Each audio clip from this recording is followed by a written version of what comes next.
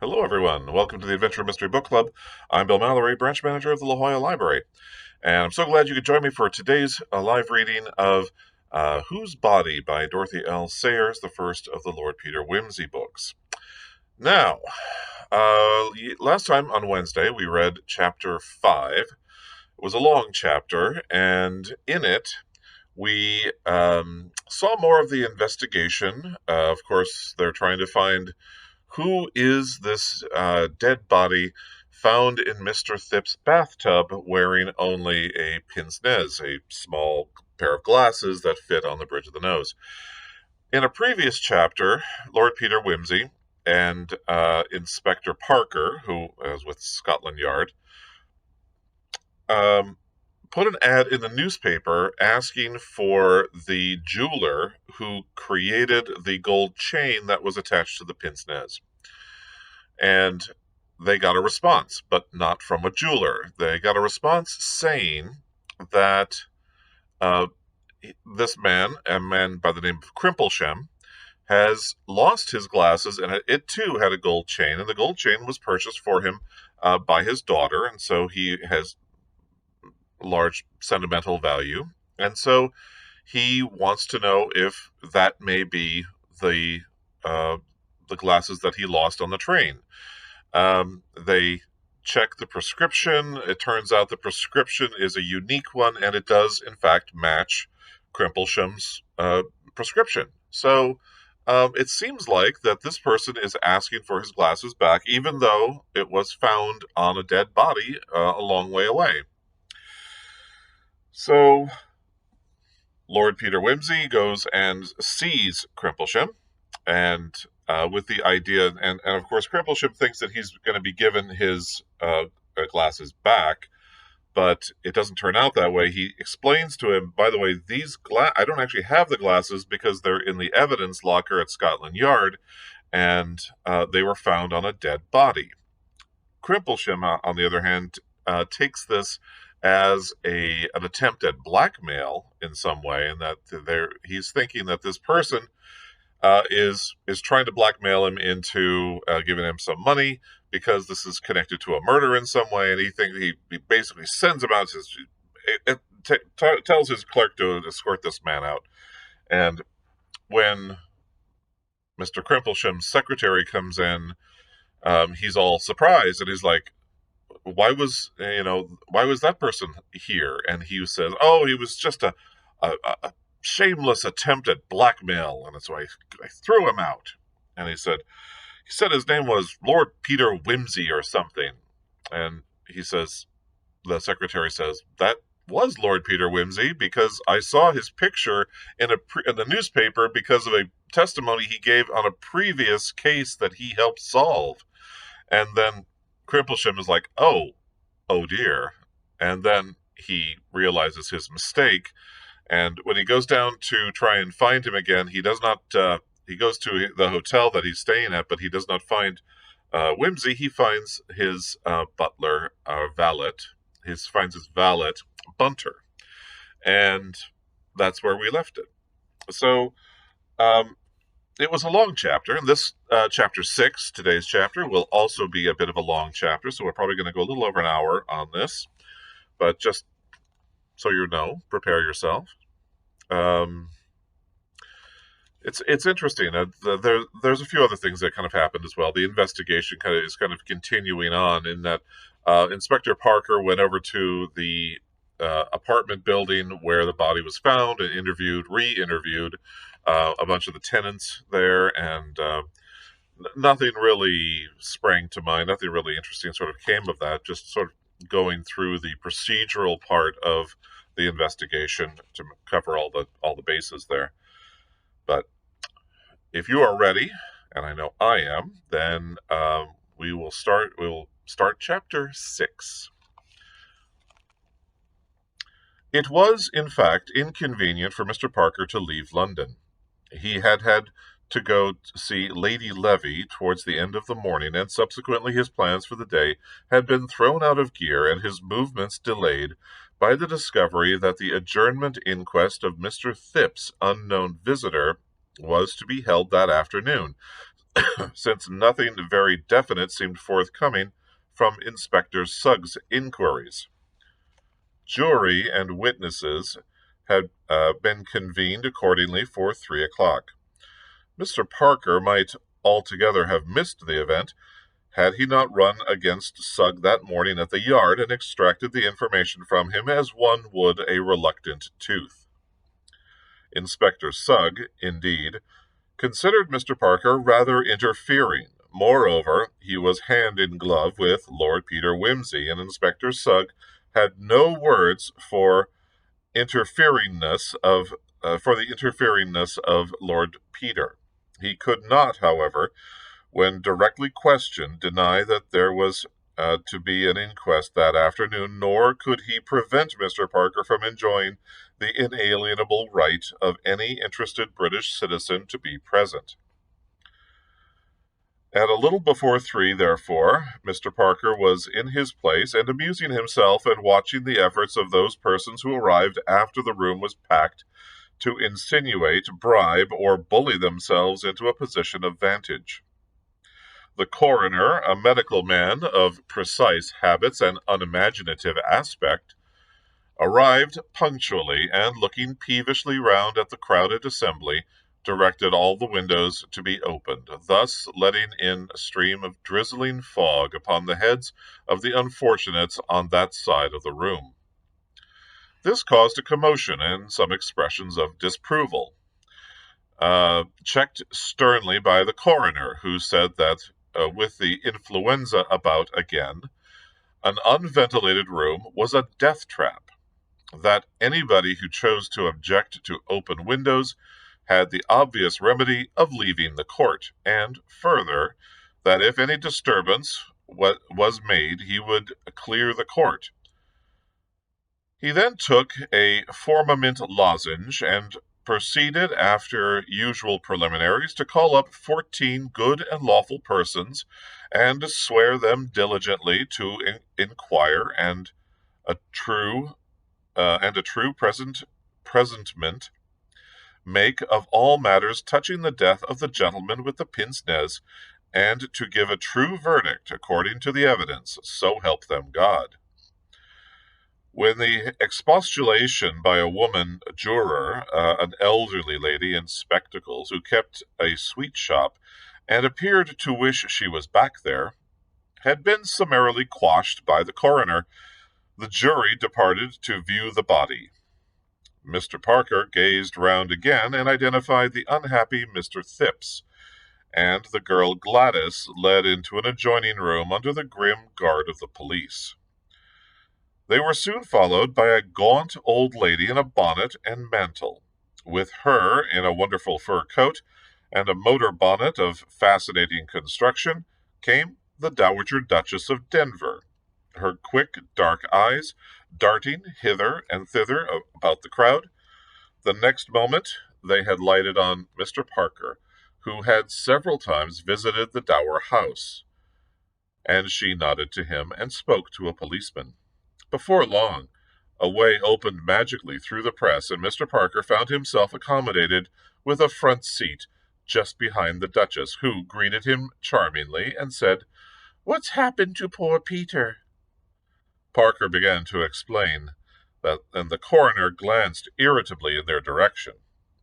Somebody went up and whispered in his ear, at which he coughed and took another formamint. "We came up by car," said the Duchess. "So tiresome, but such bad roads between Denver and Gunberry Street, Walters. And there were people coming to lunch. I had to put them off. I couldn't let the old lady go, could I? By the way, such an odd things happened about the church restoration fund. The vicar, oh dear, here are those people coming back again. Well, I'll tell you afterwards. Do look at that woman looking shocked, and the girl in tweeds trying to look as if she's on undraped a gentleman every day of her life. I don't mean that. Corpses, of course. But one finds oneself being so Elizabethan nowadays. What an awful little man the coroner is, isn't he? He's looking daggers at me. Do you think he'll dare clear me out of the court or commit me for what you may call it? The first part of the evidence was not of great interest to Mr. Parker. The wretched Mr. Phipps, who had caught cold in the jail and deposed in an unhappy crook to having discovered the body when he went in to take his bath at 8 o'clock. He had had such a shock, he had to sit down and send the girl for brandy. He had never seen the deceased before. He had no idea how he came there. Yes, he had been in Manchester the day before. He had arrived at St. Pancras at 10 o'clock. He had cloak-roomed his bag. At this point, Mr. Phipps became very red, unhappy, and confused. He glanced nervously about the court. "Now, Mr. Phipps," said the coroner briskly, "we must have your movements quite clear. You must appreciate the importance of the matter. You have chosen to give evidence, which you need not have done, but having done so, you will find it best to be perfectly explicit." "Yes," said Mr. Phipps faintly. "Have you cautioned the witness, officer?" inquired the coroner, turning sharply to Inspector Sugg. The inspector replied that he had told Mr. Phipps that anything he said might be used against him and at his trial. Mr. Phipps became shy and said in a bleating voice that he hadn't meant to do anything that wasn't right. This remark produced a mild sensation, and the coroner became even more acidulated in manner as before. "Is anybody representing Mr. Phipps?" he asked irritably. "No?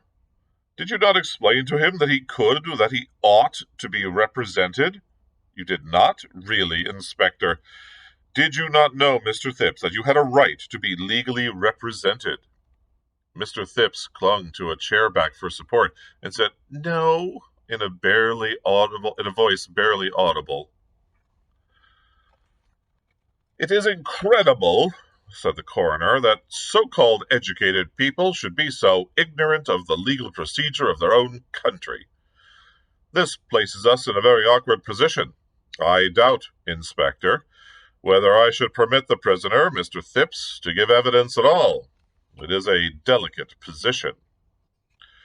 The perspiration stood on Mrs. Phipps' forehead. "Save us from our friends," whispered the Duchess to Parker. "If that cough-drop-devouring creature has openly instructed those 14 people, what unfinished-looking faces they have, so characteristic, I always think, of the lower middle class, rather like sheep or calf's head, boiled, I mean, to bring in wilful murder against the poor man. He couldn't have made himself plainer." "He can't let him incriminate himself, you know," said Parker. "Stuff," said the Duchess. "How could the man incriminate himself when he never did anything in his life? You men never think of anything but your own red tape." Meanwhile, Mr. Phipps, wiping his brow with a handkerchief, had summoned up courage. He stood up with a kind of weak dignity, like a small white rabbit brought to bay. "I would rather tell you," he said, "though it's really very unpleasant for a man in my position, but I really couldn't have thought it for a moment that I'd committed this dreadful crime. I assure you, gentlemen, I couldn't bear that. No, I'd rather tell you the truth, though I'm afraid it places me in a rather, well, I'll tell you." "You fully understand the gravity of making such a statement, Mr. Phipps," said the coroner. "Quite," said Mr. Phipps. "It's all right. Might I have a drink of water?" "Take your time," said the coroner, at the same time robbing his remark of all conviction by an impatient glance at his watch. "Thank you, sir," said Mr. Phipps. "Well, then, it's true I got to St. Pancras at 10, but there was a man in the carriage with me. He got in at Leicester. I didn't recognize him at first, but he turned out to be an old schoolfellow of mine. What was this gentleman's name? Inquired the coroner, his pencil poised. Mr. Phipps shrank together visibly. I'm afraid I can't tell you that, he said. You see, that is, you will see, it would get him into trouble, and I couldn't do that. No, I really couldn't do that. Not if my life depended on it. No, he added, as the ominous pertinence of the last phrase smote upon him. I'm sure I couldn't do that. Well, well, said the coroner. The Duchess leaned over to Parker again. I'm beginning quite to admire the little man, she said. Mr. Phipps resumed. When we got to St. Pancras, I was going home, but my friend said no. We hadn't met for a long time, and we ought to make a night of it, was his expression. I fear I was weak and let him over-persuade me to accompany him to one of his haunts. I use the word advisedly, said Mr. Phipps. And I assure you, sir, that if I had known beforehand where we were going, I never would have set foot in the place. I cloak-roomed my bag, for he did not like the notion of our being encumbered with it, and we got into a taxicab and drove to the corner of Tottenham Court Road in Oxford Street. We then walked a little way and turned to a side street, I do not recollect which, where there was an open door with a light shining out. There was a man at a counter, and my friend bought some tickets, and I heard the man at the counter say something to him about your friend, meaning me, and my friend said, oh, yes, he's been here before, haven't you, Alf? Which was what they called me at school. Though I assure you, sir, here Mr. Phipps grew very earnest, I never had, and nothing in the world would induce me to go to such a place again. Well, we went down into a room underneath where there were drinks, and my friend had several and made me take one or two, though I am an abstemious man as a rule. And he talked to some other men and girls who were there, a very vulgar set of people, I thought them, though I wouldn't say but what some of the young ladies were nice-looking enough. One of them sat on my friend's knee and called him a slow old thing and told him to come on. So we went into another room, and where there were a lot of people dancing, all these up-to-date dances. My friend went and danced, and I sat on the sofa. One of the young ladies came up to me and said, didn't I dance? And I said, no. So she said, wouldn't I stand her a drink then? You'll stand us a drink then, darling.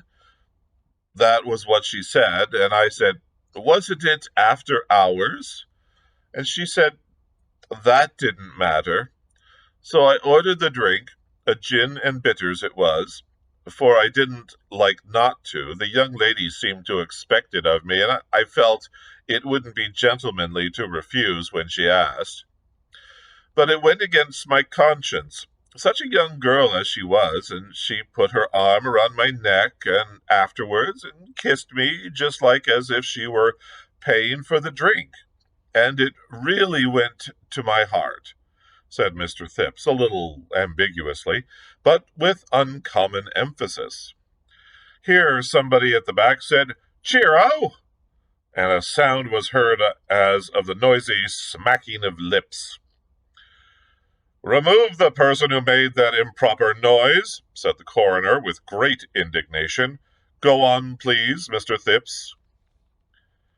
Well, said Mr. Phipps, about 12:30, as I should reckon, things began to get a bit lively, and I was looking for my friend to say good night, but not wishing to stay longer, as you will understand, when I saw him with one of the young ladies, and they seem to be getting on altogether too well, if you follow me. My friend pulling the ribbons off her shoulder, and the young lady laughing, and so on," said Mr. Phipps hurriedly.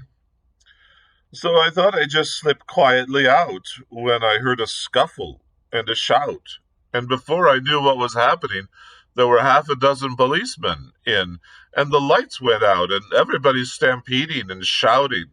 Quite horrid it was. I was knocked down in the rush and hit my head, a nasty knock on a chair.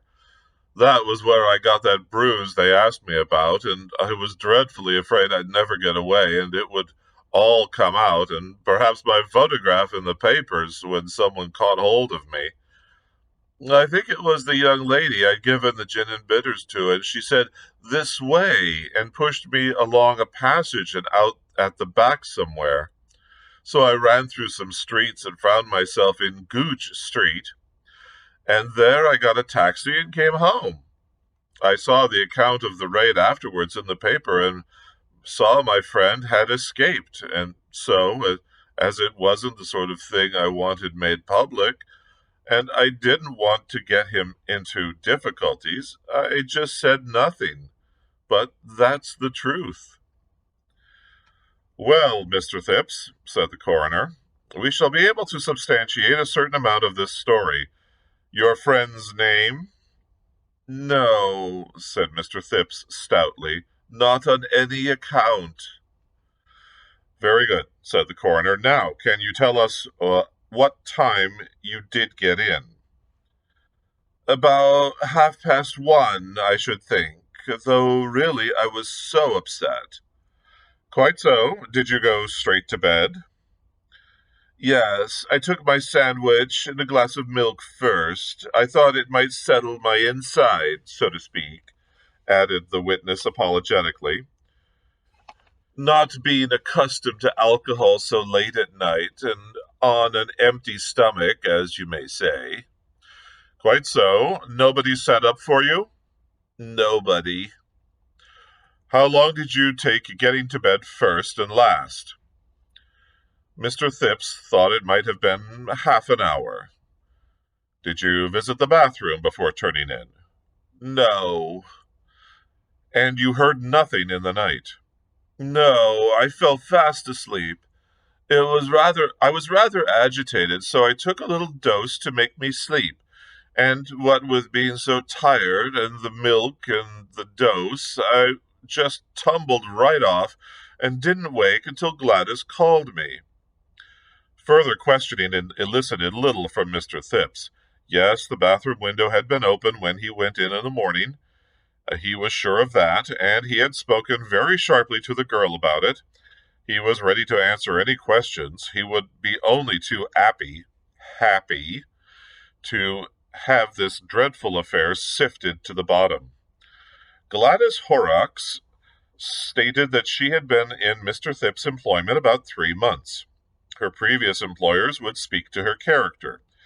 It was her duty to make the round of the flat at night when she had seen Mr. Phipps to bed at 10. Yes, she remembered doing so on Monday evening. She had looked into all the rooms. Did she recollect shutting the bathroom window that night? Well, no. She couldn't swear to it, not in particular. But when Mr. Phipps called her into the bathroom in the morning, it certainly was open. She had not been into the bathroom before Mr. Phipps went in. Well, yes, it had happened that she had left the window open before when anyone had been having a bath in the evening and had left the blind down. Mrs. Phipps had had a bath on Monday evening. Mondays was one of her regular bath nights. She was very much afraid she hadn't shut the window on Monday night, though she wished her head had been cut off afore she had been so forgetful. Here the witness burst into tears and was given some water, while the coroner refreshed himself with a third lozenge. Recovering, witness stated that she had certainly looked into all the rooms before going to bed. No, it was quite impossible for a body to be hidden in the flat without her seeing of it. She had been in the kitchen all evening, and there wasn't hardly room to keep the best dinner service there, let alone a body. Old Mrs. Phipps sat in the drawing room. Yes, she was sure she had been into the dining room. How? Because she put Mr. Phipps' milk and sandwiches there ready for him. There had been nothing in there that she could swear to, nor yet in her own bedroom, nor in the hall. Had she searched the bedroom cupboard and box room? Well, no, not to say searched. She wasn't used to searching people's houses for skeletons every night, so that a man might have concealed himself in the box room or the wardrobe. She supposed he might. In reply to a woman juror, well, yes, she was walking out with a young man. Williams was his name, Bill Williams. Well, yes, William Williams, if they insisted. He was a glazier by profession.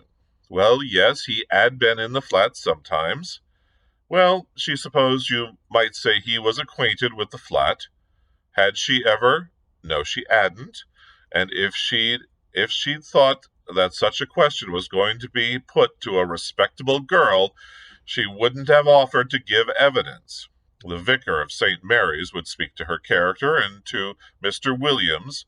Last time Mr. Williams was at the flat was a fortnight ago. Well, no, it wasn't exactly the last time she had seen Mr. Williams. Well, yes, the last time was Monday. Well, yes, Monday night. Well, if she must tell the truth, she must.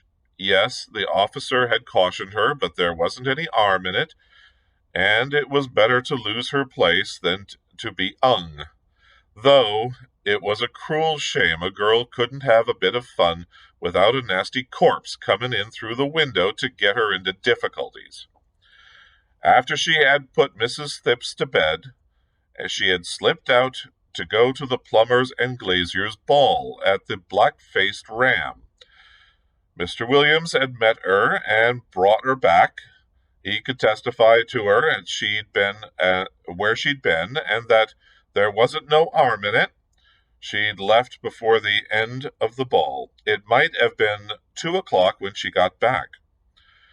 She'd got the keys of the flat from Mrs. Phipps' drawer, and when Mrs. Phipps wasn't looking. She had asked leave to go, but couldn't get it, along of Mr. Phipps being away that night. She was bitterly sorry she had behaved so, and she was sure she'd been punished for it. She had heard nothing suspicious when she came in. She had gone straight to bed without looking round the flat. She wished she were dead. No, Mr. and Mrs. Phipps didn't hardly ever have any visitors and kept themselves very retired. She had found the outside door bolted that morning as usual. She wouldn't never believe any harm of Mr. Phipps. Thank you, Miss Horrocks, called Georgiana Phipps, and the coroner thought we had better light the gas. The examination of Mrs. Phipps provided more entertainment than enlightenment, affording, as it did, an excellent example of the game called cross questions and crooked answers. After 15 minutes' suffering, both in voice and temper, the coroner abandoned the struggle, leaving the lady with the last word. "You needn't bully me, young man," said the octogenarian with spirit. "Settin' there spoilin' your stomach with them nasty jujubes." At this point a young man rose in the court and demanded to give evidence. Having explained that he was William Williams, glazier, he was sworn and corroborated the evidence of Gladys Horrocks in the matter of her presence at the Black-Faced Ram on the Monday night. They had returned to the flat rather before 2, he thought, but certainly later than 1:30. He was sorry that he had persuaded Miss Horrocks to come out with him when she didn't ought. He had observed nothing of a suspicious nature Prince of Wales Road at either visit. Inspector Sugg gave evidence of having been called in at about 8:30 on Monday morning. He had considered the girl's manner to be suspicious and had arrested her. On later information leading him to suspect that the deceased might have been murdered that night, he had arrested Mr. Phipps. He had found no trace of breaking into the flat. There were marks on the bathroom windowsill which pointed to somebody having got in that way. There were no ladder marks or footmarks in the yard. The yard was paved with asphalt. He had examined the roof, but found nothing on the roof. In his opinion, the body had been brought into the flat previously and concealed until the evening by someone who had then gone out during the night by the bathroom window with the convenience of the girl. In that case, why should not the girl have let the person out by the door? Well, it might have been so. Had he found traces of a body or man, or both, having been hidden in the flat? He found nothing to show that they might not have been so concealed. What was the evidence that led him to suppose that the death had occurred that night? At this point, Inspector Sugg appeared uneasy, endeavored to retire upon his professional dignity. On being pressed, however, he admitted that the evidence in question had come to nothing. One of the jurors: was it the case that any finger marks had been left by the criminal? Some marks had been found on the bath, but the criminal had worn gloves. The coroner: do you draw any conclusion from this fact to the experience of the criminal? Inspector Sugg: looks as if he was an old hand, sir. The juror: is that very consistent with the charge against Alfred Phipps, Inspector? The inspector was silent. The coroner: in the light of the evidence which you have just heard, do you still press the charge against Alfred Phipps and Gladys Horrocks? Inspector Sugg: I consider the whole set out highly suspicious. Phipps' story isn't corroborated, and as for the girl Horrocks, how do we know this Williams ain't in it as well? William Williams: now you drop that. I can be 100 witnesses. The coroner: silence, if you please. I am surprised, Inspector, that you should make this suggestion in that manner. It is highly improper. By the way, can you tell us whether a police raid was actually carried out on the Monday night on any nightclub in the neighborhood of St. Giles Circus? Inspector Sugg, sulkily: I believe there was something of that sort. The coroner: you will no doubt inquire into the matter. I seem to recollect having seen some mention of it in the papers. Thank you, Inspector. That will do. Several witnesses having appeared and testified to the characters of Mr. Phipps and Gladys Horrocks, the coroner stated his intention of proceeding to the medical evidence. Sir Julian Freke. There was a considerable stir in the court as the great specialist walked up to give evidence. He was not only a distinguished man, but a striking figure, with his wide shoulders, upright carriage, and leonine head. His manner, as he kissed the book and presented to him, with the usual the usual mumble by the coroner's officer, was that of a St. Paul condescending to humor the timid mumbo-jumbo of superstitious Corinthians. So handsome, I always think, whispered the Duchess to Mr. Parker, just exactly like William Morris, with that bush of hair, that beard, and those exciting eyes looking out of it, so splendid. These dear men always devoted to something or another. Not but what I think socialism is a mistake. Of course it works with all those nice people so good and happy in art linen, and the weather always perfect. Morris, I mean, but so difficult in real life. Science is different. I'm sure if I had nerves, I should go to Sir Julian just to look at him. Eyes like that give one something to think about, and that's what most of these people want. Only I never had any. Nerves, I mean. Don't you think so? You are Julian Freak, said the coroner, and live at St. Luke's House, Prince of Wales Road, Battersea, where you exercise a general direction over the surgical side of St. Luke's Hospital. Sir Julian assented briefly to this definition of his personality. You were the first medical man to see the deceased? I was. And you have since conducted an examination in collaboration with Dr. Grimbold of Scotland Yard? I have. And you have since conducted an you are in agreement as to the cause of death? Generally speaking, yes. Will you communicate your impressions to the jury? I was engaged in research work in the dissecting room at St. Luke's Hospital at about 9 o'clock on Monday morning when I was informed that Inspector Sugg wished to see me. He told me that the dead body of a man had been discovered under mysterious circumstances at 59 Queen Caroline Mansions. He asked me whether it could be supposed to be a joke perpetrated by any of the medical students at the hospital. I was able to assure him by an examination of the hospital's books that there was no subject missing from the dissecting room. Who would be in charge of such bodies? William Watts, the dissecting room attendant. Is William Watts present? Inquired the coroner of the officer. William Watts was present and could be called if the coroner thought it necessary. I suppose no dead body would be delivered to the hospital without your knowledge, Sir Julian? Certainly not. Thank you. Will you proceed with your statement? Inspector Sugg then asked me whether I would send a medical man round to view the body. I said that I would go myself. Why did you do that?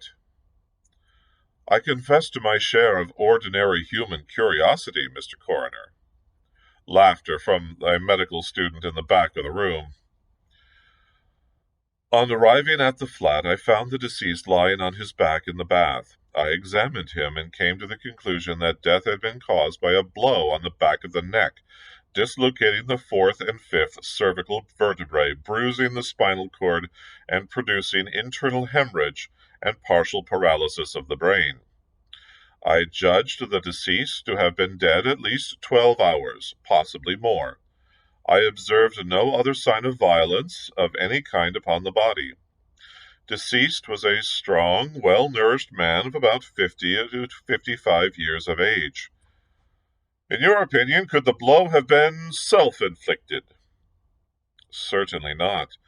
It had been made with a heavy, blunt instrument from behind, with great force and considerable judgment. It is quite impossible that it was self-inflicted. Could it have been the result of an accident? Well, that is possible, of course. If, for example, the deceased had been looking out of the window and the sash had shut violently down upon him.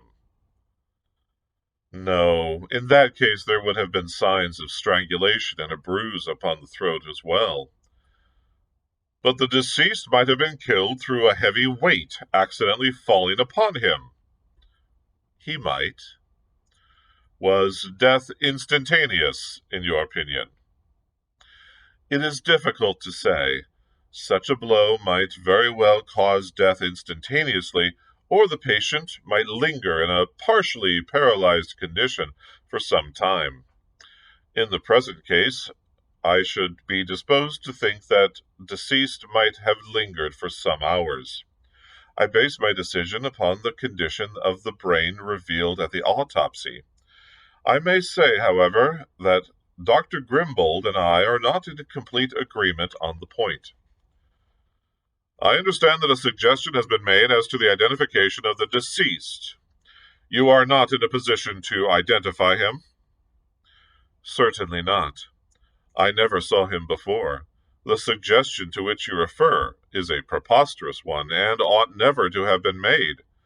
I was not aware until this morning that it had been made, and had it been made to me earlier, I should have known how to deal with it, and I should have liked to express my strong disapproval of the unnecessary shock and distress inflicted upon a lady with whom I have the honor to be acquainted. The coroner.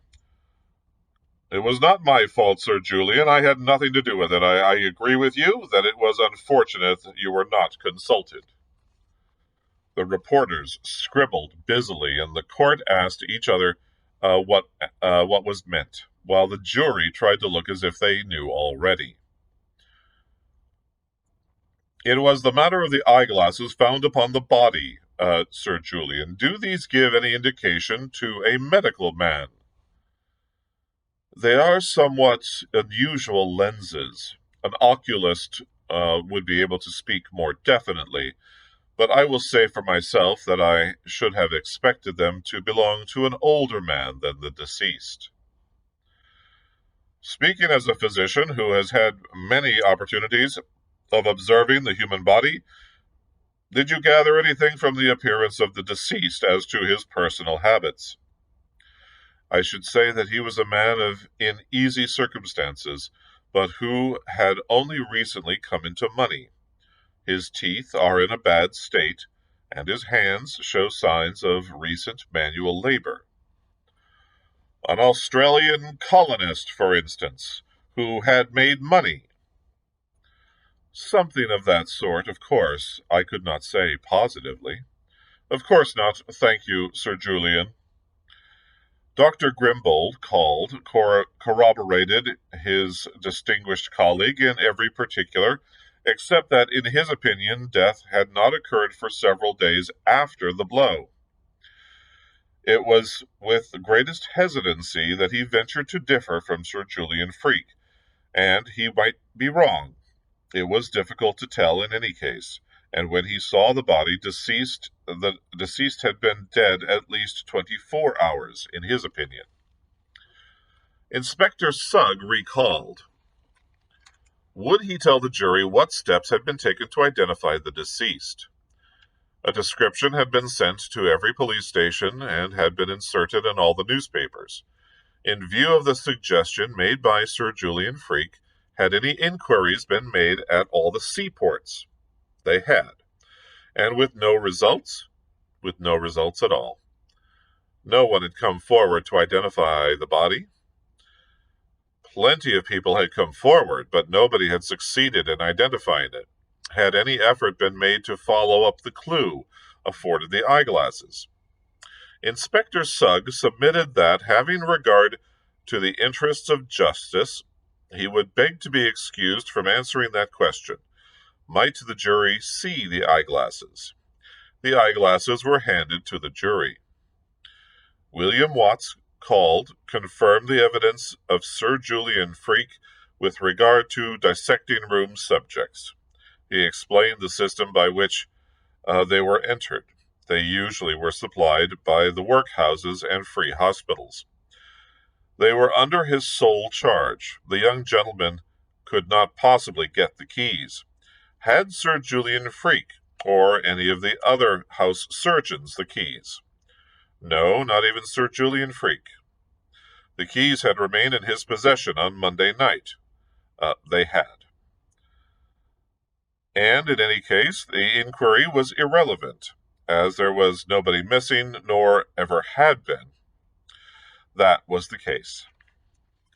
The coroner then addressed the jury, reminding them with some asperity that they were not there to gossip about who the deceased could or could not have been, but to give their opinion as to the cause of death. He reminded them that they should consider whether, according to the medical evidence, death could have been accidental or self-inflicted, or whether it was deliberate murder or homicide. If they considered the evidence on the point insufficient, they could return an open verdict. In any case, their verdict could not prejudice any person. If they brought it in murder, all the whole evidence would have to be gone through again before the magistrate. Excuse me.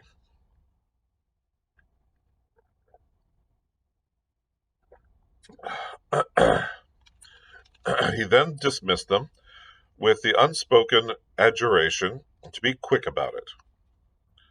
Sir Julian Freke, after giving his evidence, had caught the eye of the Duchess, and now came over and greeted her. "I haven't seen you for an age," said that lady. "How are you?" "Hard at work," said the specialist. "Just got my new book out. This kind of thing wastes time. Have you seen Lady Levy yet?" "No, poor dear," said the Duchess. "I only came up this morning for this. Mrs. Thipps is staying with me, one of Peter's eccentricities, you know. Poor Christine. I must run round and see her. This is Mr. Parker," she added, "who is investigating that case." "Oh," said Sir Julian, and paused. "Do you know," he said in a low voice to Parker, "I am very glad to meet you. Have you seen Lady Levy yet?" "I saw her this morning." "Did she ask you to go on with the inquiry?" "Yes," said Parker. "She thinks," he added, "that Sir Reuben may be detained in the hands of some financial rival, or that perhaps some scoundrels are holding him to ransom." "And is that your opinion?" asked Sir Julian. "I think it is very likely," said Parker, frankly. Sir Julian hesitated again. I wish you would walk back with me when this is over," he said. "I should be delighted," said Parker. At this moment the jury returned and took their places, and there was a little rustle and hush. The coroner addressed the foreman and inquired if they were agreed upon their verdict.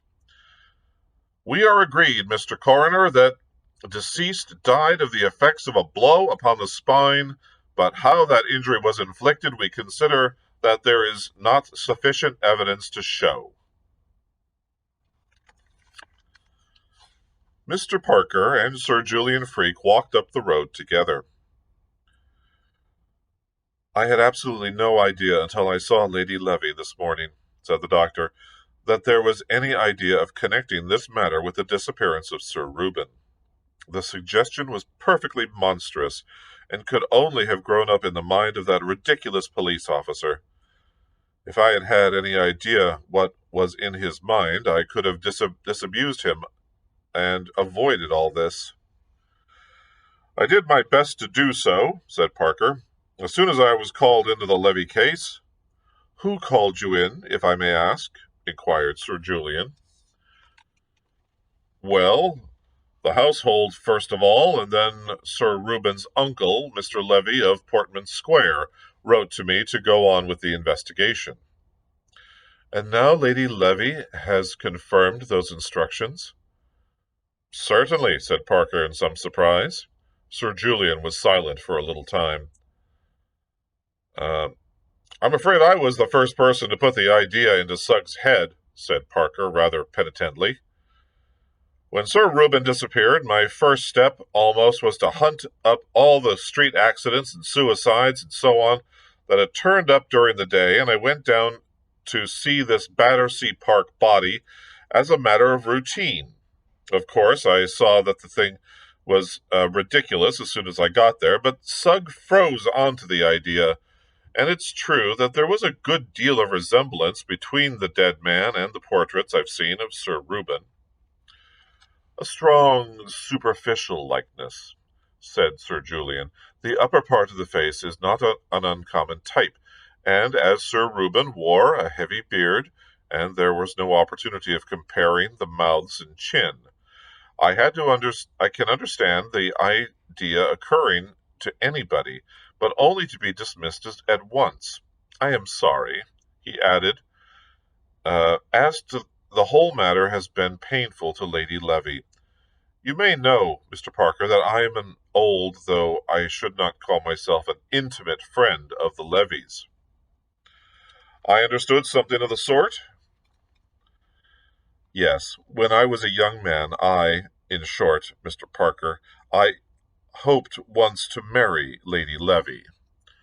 Mr. Parker gave the usual sympathetic groan. I have never married, as you know, he pursued Sir Julian. We have remained good friends. I have always done what I could to spare her pain. Believe me, Sir Julian, said Parker, that I sympathize very much with you and with Lady Levy, and that I did all I could to disabuse Inspector Sugg of this notion. Unhappily, the coincidence of Sir Reuben's being seen that evening in the Battersea Park Road. Ah, yes, said Sir Julian. Dear me, here we are at home. Perhaps you would come in for a moment, Mr. Parker, and have tea or a whiskey and soda or something. Parker promptly accepted this invitation, feeling that there were other things to be said.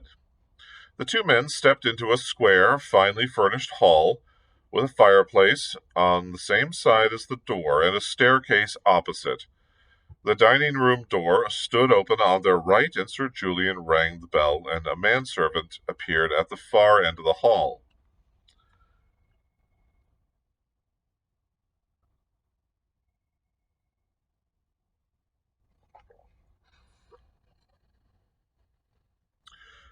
What will you take? Asked the doctor. After that dreadfully cold place, said Parker, what I really want is gallons of hot tea. If you, as a nerve specialist, can bear the thought of it. Provided you allow of a judicious blend of China in it, replied Sir Henry in the same tone. I have no objection to make. Tea is in the library at once, he added to a servant, and led the way upstairs. I don't use the downstairs rooms much, except the dining room, he explained as he ushered his guest into a small but cheerful library on the first floor. This room leads out of my bedroom and is more convenient. I only live part of my time here, but it's very handy for my research work at the hospital. That's what I do there mostly. It's a fatal thing for a theorist, Mr. Parker, to let the practical work get behindhand. Dissection is the basis of all good theory and all correct diagnosis. One must keep one's hand and eye in training. This place is far more important to me than Harley Street, and some day I shall abandon my consulting practice altogether and settle down here and cut up my subjects and write my books in peace. So many things in this life are a waste of time, Mr. Parker. Mr. Parker assented to this.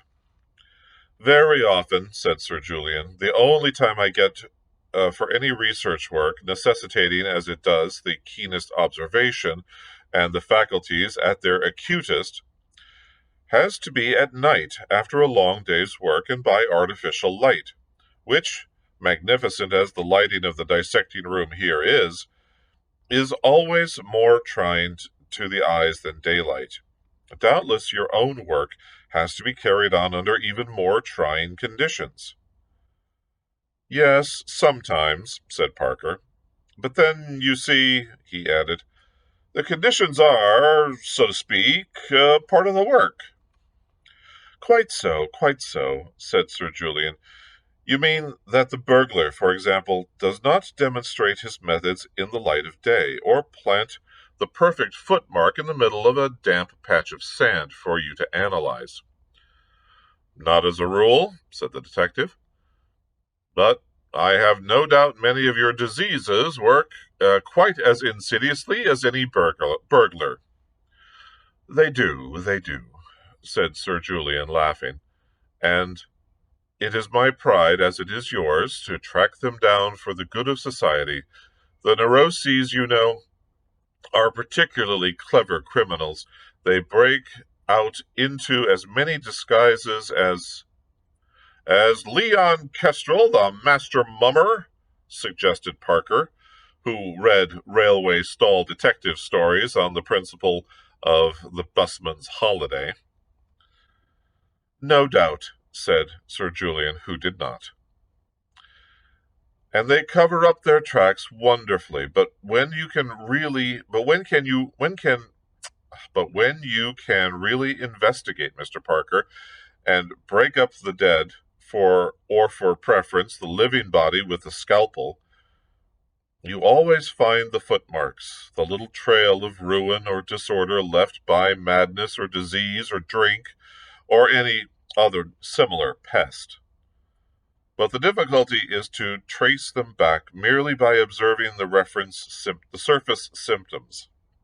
The hysteria, crime, religion, fear, shyness, conscience, or whatever it might be, just as you observe a theft or a murder and look for the footsteps of the criminal. So I observe a fit of hysterics or an outburst of piety and hunt for the little mechanical irritation which has produced it. You regard all these things as physical? Undoubtedly.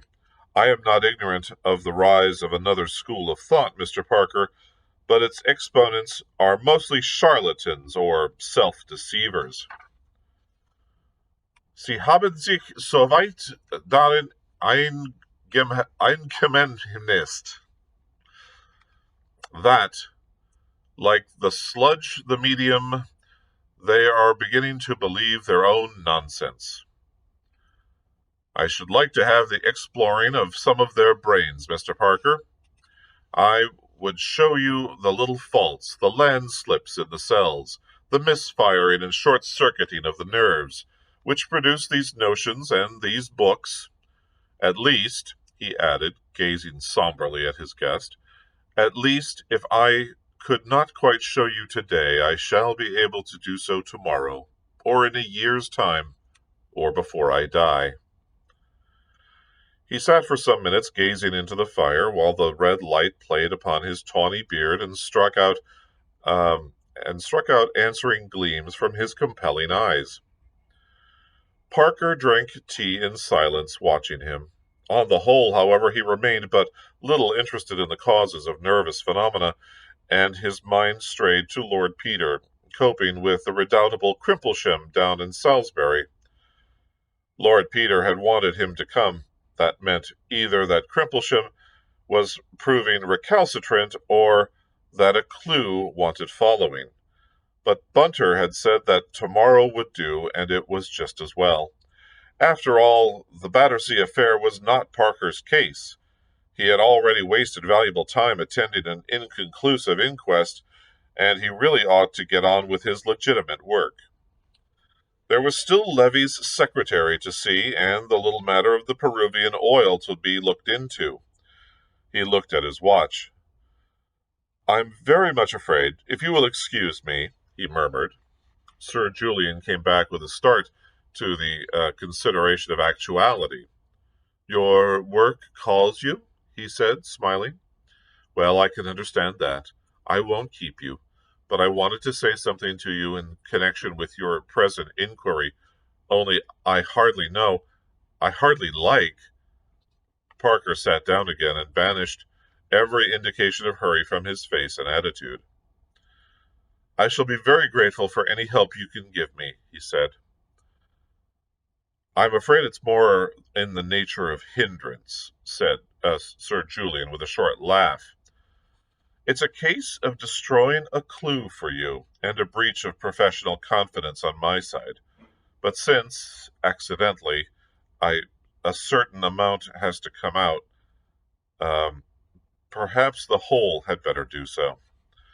Mr. Parker made the encouraging noise which, among laymen, supplies the place of the priest's insinuating, "Yes, my son." "Sir Reuben Levy's visit on Monday night was to me," said Sir Julian. "Yes?" said Mr. Parker, with that expression.